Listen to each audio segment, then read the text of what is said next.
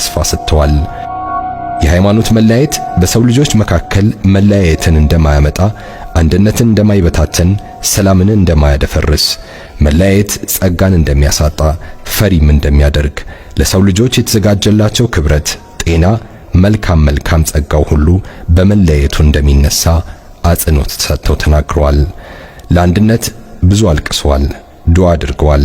በሃይማኖት ትምህርት የመጨረሻ ደረጃ ላይ ደረሱት ፍትህ የሚሰጡት ተቀዳሚ ሙፍቲ ሐጂ ዑመር ኢድሪስ አደራ የምንለው አካላዊ ግንኙነት እንዳይሆን ነው።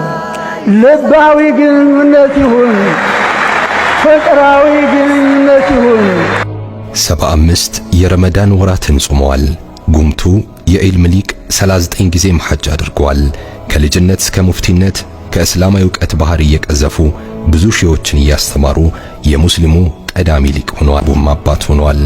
ይህ የተቀዳሚ ሙፍቲ ሐጂ ዑመር ኢድሪስ የህይወት ውጣ ውረድ አስገራሚ ሁነቶች ከማይጠገበው አንደበታቸው የተካተተበት ድንቅ ታሪክ ነው።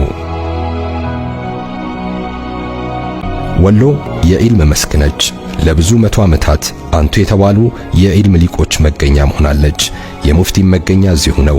ወረኢሉ አውራጃ ለጋምቦ ገነቴ በሚባለው ልዩ ቦታ የተወለድኩት የትውልድ ሀገሬ በወሎ ክፍለ ሀገር ነው። በደቡብ ወሎ በወትሮ ጊዜ በንጉሱ ጊዜ ወረኢሉ አውራጃ ይባላል።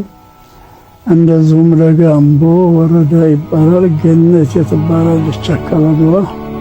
አገሪቱ ወርቅ ነች፣ ምቹ ነች። ታታሽ ቆላ ነው፣ ተራይ ደጋ ነው።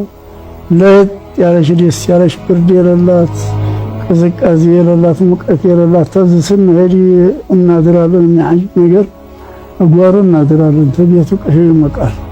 እንደዚች ሀገር ነው እንግዲህ የተወለድኩት። ለዛሬ ማንነት የኋላ